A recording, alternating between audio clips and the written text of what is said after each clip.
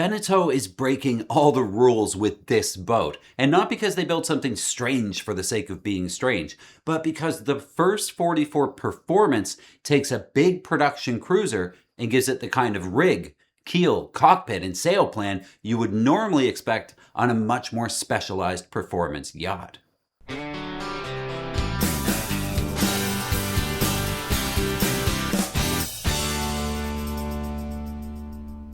This is the Beneteau First 44 that we saw in Annapolis, but this is the performance version, and that matters a lot. Performance is not just a badge on the side of this thing, it changes the boat. This version gets the taller carbon rig, a deeper keel, more sail area, a more serious cockpit layout, and options like water ballast.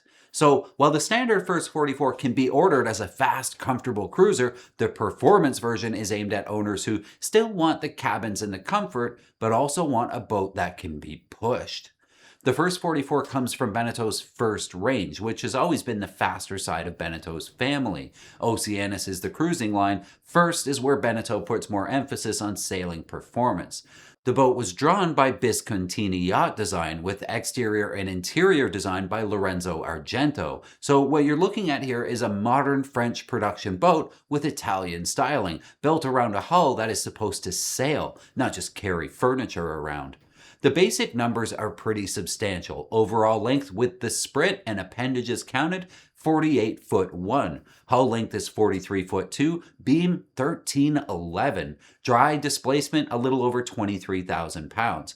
This is a race boat though, so fuel capacity just 53 gallons. Water just 98 gallons. The standard engine is a 57 horse Yanmar with a sail drive. And draft depends on the version of boat you buy. The standard keel is 7 foot 1. The performance 8 foot 6. This is a serious number. It gives the boat more bite and leverage under sail, but it also limits where the boat can go. This is not the version you choose if your cruising life depends on thin, skinny waters, little channels, or tucking into shallow anchorages every weekend. The mast choice here is just as important too. The aluminum rig version has an air draft of 64 foot 8. That puts it right at the edge of normal ICW conversation, where many sailors consider 65 foot the limit for the ICW. Even then, you would want to measure the actual boat carefully, including instruments and antennas at the masthead. The carbon mast version, though, is different. On that spec, the carbon mast air draft is 69 foot 11. This is not ICW friendly, and that changes how you move the boat along the East Coast. It pushes you offshore instead of under bridges. For some owners, that's completely fine. For others, it's a detail that decides your whole purchase.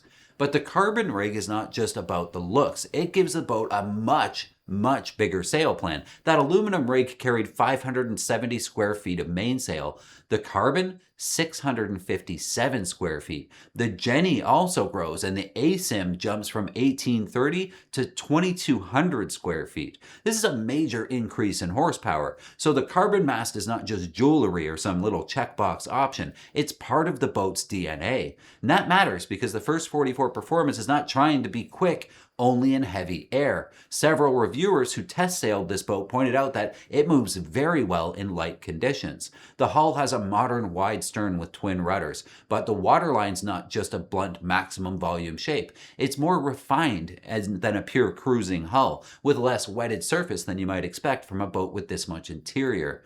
This is one of the most important things about this design. A lot of modern production cruisers are built around interior volume first. They're comfortable, but they can feel sticky in light air. The First 44 Performance is trying to keep the comfort while reducing that dead feeling. It wants to sail when the breeze is light enough that many cruising boats start reaching for the ignition key. The cockpit tells the same story on this boat. On the performance version, the boat's set up for more active sailing. You get the hardware and layout for trimming and adjusting and managing that bigger sail plan. There are more controls, more line handling, more jobs for the crew. That's useful if you actually want to sail this boat hard. It's less useful if you want a simple cockpit where every line disappears and nobody has to think too much. The twin wheels put the helm outboard too, where the driver can see sails and the water and telltales. The open stern gives easy access aft, and the cockpit is wide and modern. But this is still a working cockpit. It's designed around sailing first, lounging around second. And this is the right order for a performance model, but it's something buyers should understand before they fall in love with deck cushions and things like that. The steering has been one of the better reviewed part of this boats too. Twin rudder boats can sometimes feel numb, especially in light air, but the First 44 has been praised a lot for being responsive and balanced. This is important on a boat like this because performance is not just about speed on the spec sheet, it's about whether the boat gives useful feedback through the wheels. The keel is another place where the performance version needs explanation. The standard ballast is listed at 7,275 pounds. The performance ballast is listed at just 6,600 pounds, using cast iron and lead.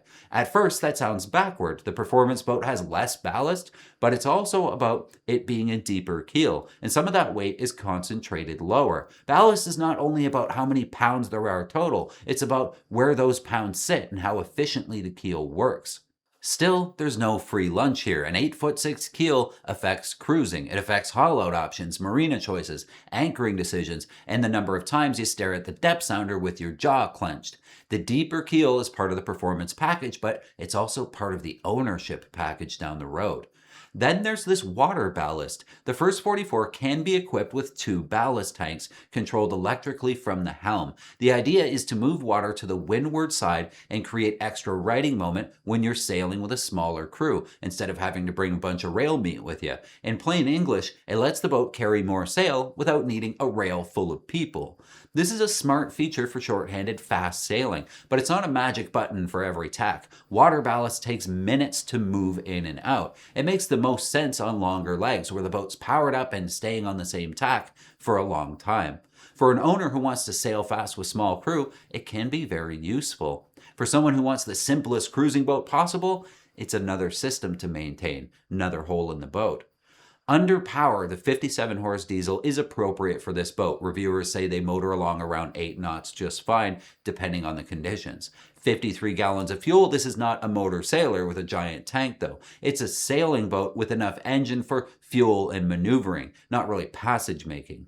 Below deck, the First 44 is much more comfortable than the rig in the cockpit might suggest though. This is not a stripped out race boat. The layout gives you 3 cabins, 2 heads, a proper galley, a bright saloon, and a very useful nav area.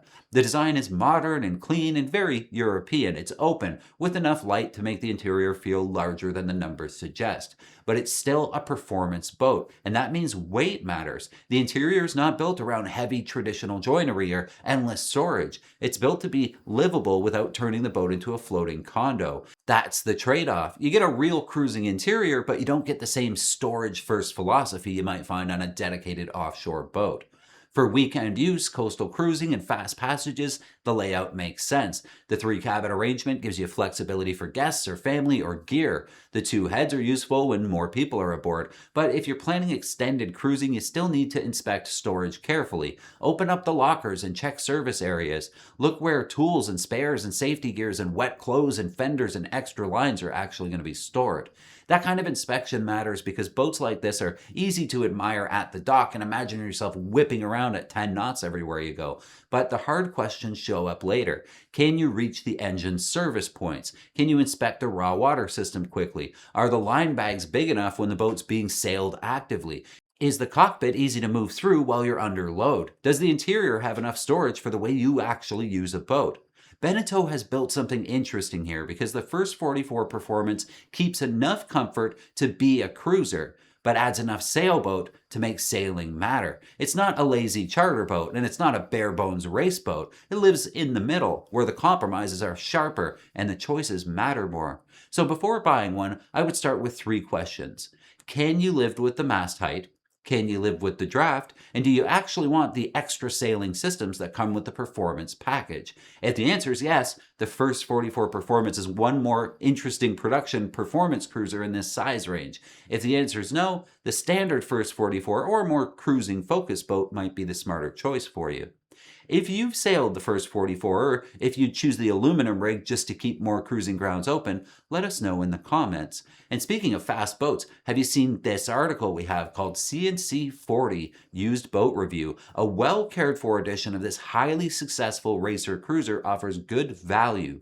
Its fin keel model will mean draft restrictions, and a short-handed couple will need to consider head sail furling and a solid reefing setup. This is a great read. I'll leave a link in the description if you want to check it out. Also, hit the thumbs up on this video. It really helps us out, but also it lets YouTube know that you like sailboat videos, so it'll show you more of them. How cool is that? And hit subscribe so I can see you again next time.